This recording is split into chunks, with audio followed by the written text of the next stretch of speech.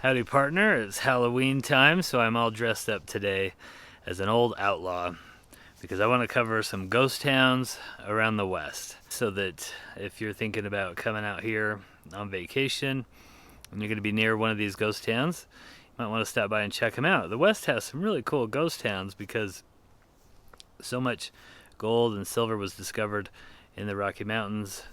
A bunch of people would rush to the town, set it up before they could even really get much law and order there. It was a lot of times just wild. There's a reason why they call it the Wild West. And then before you know it, the gold and silver was gone. They moved on to other areas, and all that's left behind is some buildings. Some ghost towns are really well preserved. Others don't have much at all. And it wasn't all gold and silver that caused these ghost towns. So I've picked out a few around the Rocky Mountains to tell you about. I'm going to go through them here, and make sure to click the subscribe button. And when you're done, leave a comment as to which ghost town you want to see the most. First up is Garnet, Montana. This is located near Missoula, and it was a big gold rush town back in the late 1800s. In 1898, it had over 1,000 people living there. 20 years later, no one. And it's one of the best preserved ghost towns around. Next is Grafton, Utah. Grafton is located just outside of Zion National Park and is perhaps the most photographed ghost town in the West. This town was settled by Mormons back in the 1800s and had only about 106 people at its peak. It was abandoned due to flooding, which was a problem in the area. There are many similar ghost towns nearby. The first talkie movie filmed outdoors back in 1928 was called In Old Arizona, and it was shot here in Grafton, Utah. But it's more famous for the movie Butch Cassidy and the Sundance Kid, starring Paul Newman and Robert Redford. Next up is Santa Claus, Arizona.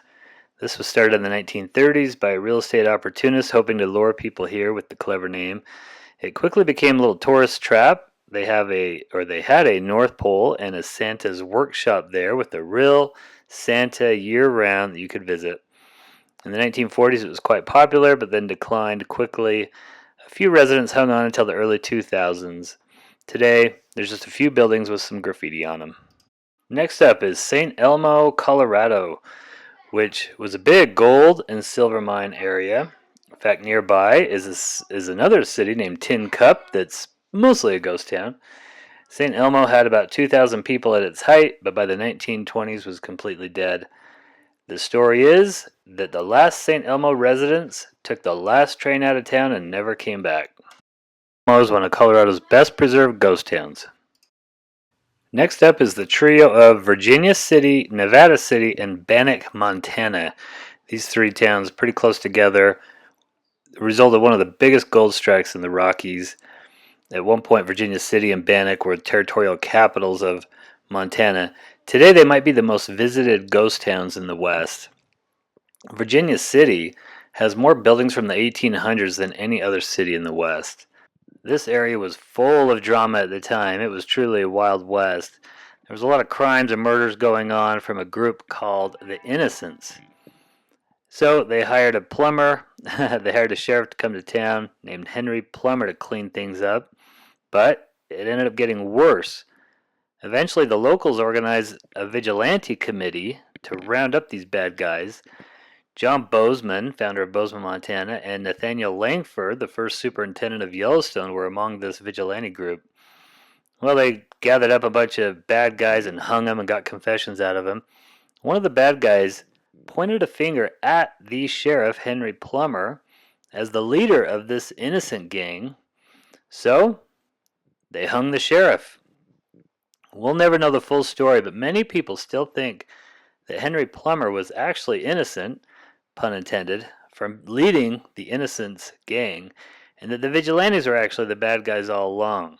Next up is Spokane, South Dakota. In 1874, Custer found gold in the Black Hills of South Dakota, which caused a rush there, and many mining towns popped up around the area. This town, Spokane, didn't last real long, and is a true ghost town now with just a few dilapidated buildings. There's one tombstone there from a prospector who died in a mining claim dispute. A little mysterious.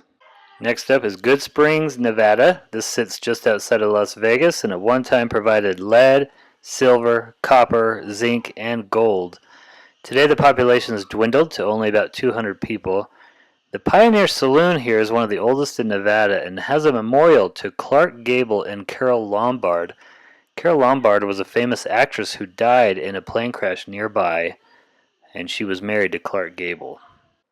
Next up is Goldfield, Arizona, named for obvious reasons. It didn't last very long, and today it has been rebuilt as a little tourist town. You can see historic buildings, pan for gold, and witness an Old West gunfight. This is also called the gateway to the Superstition Mountains, which are nearby.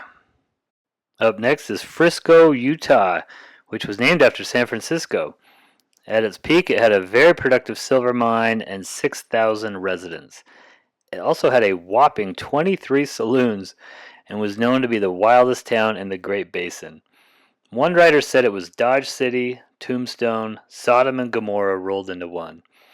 One legend says that murders were so frequent that they often took a cart around to gather up the bodies. So they finally brought in a sheriff from Nevada to clean up the town. The sheriff said he wasn't going to build a jail because outlaws had two choices: leave or be shot. He reportedly shot 6 outlaws his first night and quickly cleaned up the town. The mine caved in and it became a ghost town by the 1920s. You can visit it today and see the spooky beehive charcoal kilns. Finally, we have White Oaks, New Mexico. This was a gold town, eventually got up to 4,000 in population. Billy the Kid hung out in this area and was once pursued by a posse for more than 40 miles. That little endeavor resulted in the sheriff's being shot. And no, please do not sing that song. Eventually, the town got bypassed by the railroad, and that was the kiss of death. Today, the No Scum Allowed Saloon still operates as one of the oldest bars in the West.